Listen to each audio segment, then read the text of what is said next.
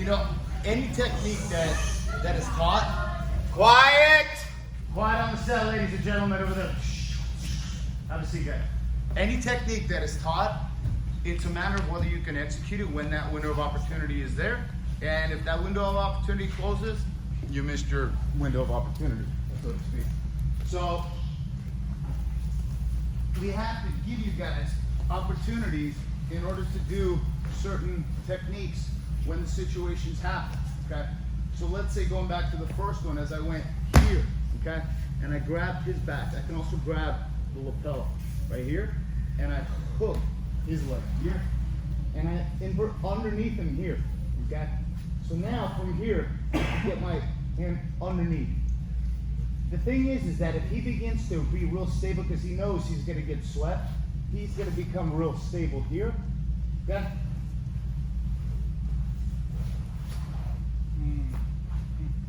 I can get to his back from here.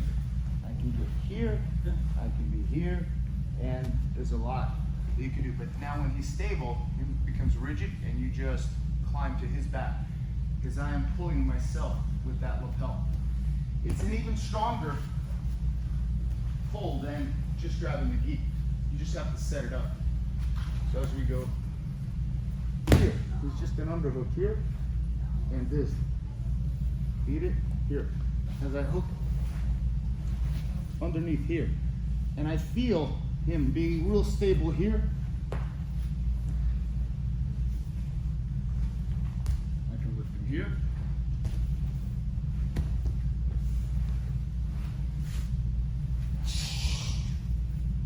You have a body triangle. You have the hooks. You're here. You have the back. So if they're real firm and don't want to be swept, they give you kind of a necessary rigidity in order to take your back. But the whole thing is while you're moving around them, you want to get them to move. And as they're moving, you see what becomes available. So here, I'm just going to move you. You kind of resist the feel. So as I go here, as we go here,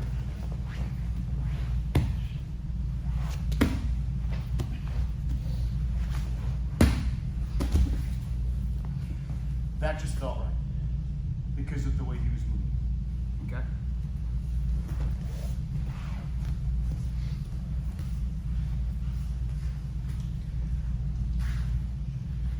If I went here and pulled his arm back and he didn't get this, pull his arm back,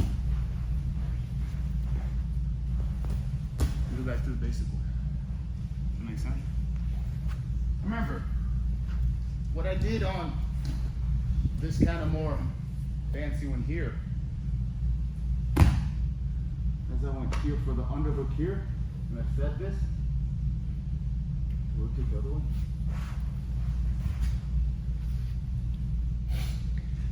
I just have him in a guard. But from here, look a little bit more. Look, I have a guard with an underhook. But the same position can be half guard. So there's that same position in a half guard.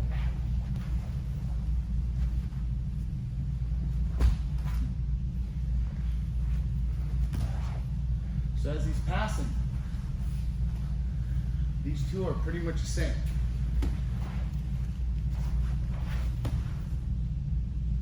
Sometimes I've noticed this happens. He'll go real wide and he'll shift his weight the opposite way. And what I can do is I can begin to get my leg here and to put him back to almost a close guard from that half guard. But you gotta shift the weight. And it becomes real fun because you think to yourself, oh, they're gonna pass in a half guard, and you already set up that sweep. Because as you're here, let's say half guard, he's going for that underhook. He's pressing here.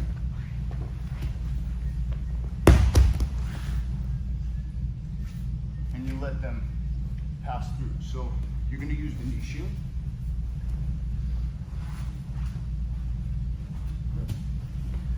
Knee shield, knee shield, knee shield. He's trying to push through on that knee shield. I have this lapel here. He wants that underhook, because if he doesn't get that underhook, he gives it the back right away. So yes.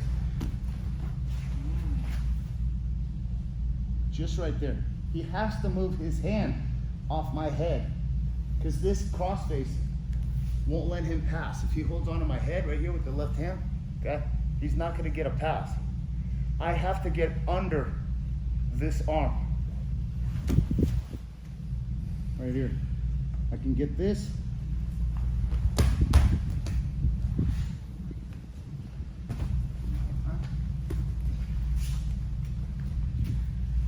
He went to half guard, went to knee shield. Keeping him away, keeping him away. Keeping him away here, keeping him away. He slides through.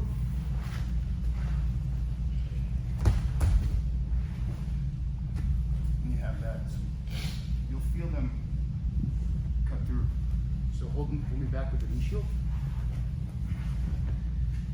Got the knee shield here. Knee shield, knee shield. Yes, yes, yes. No, I got the under.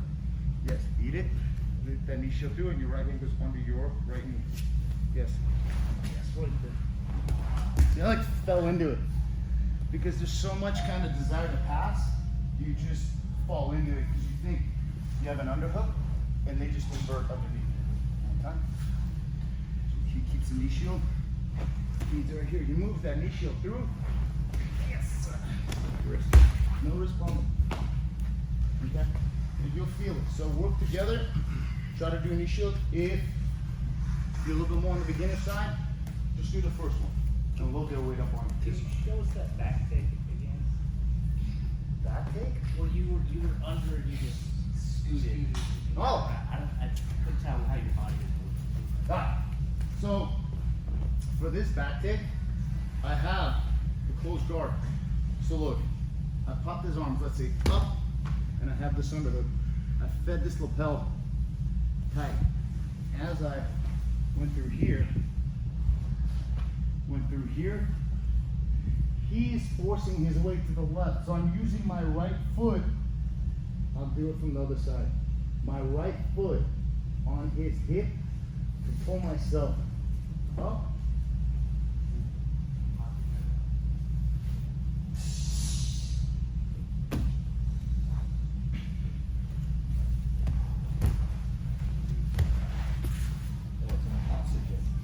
This foot.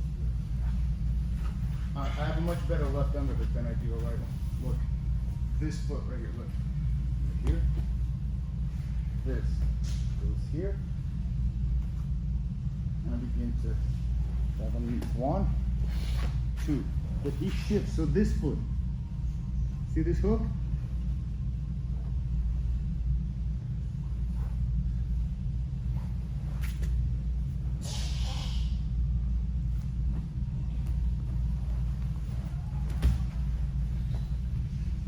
Same position as this. Remember? This right here? This?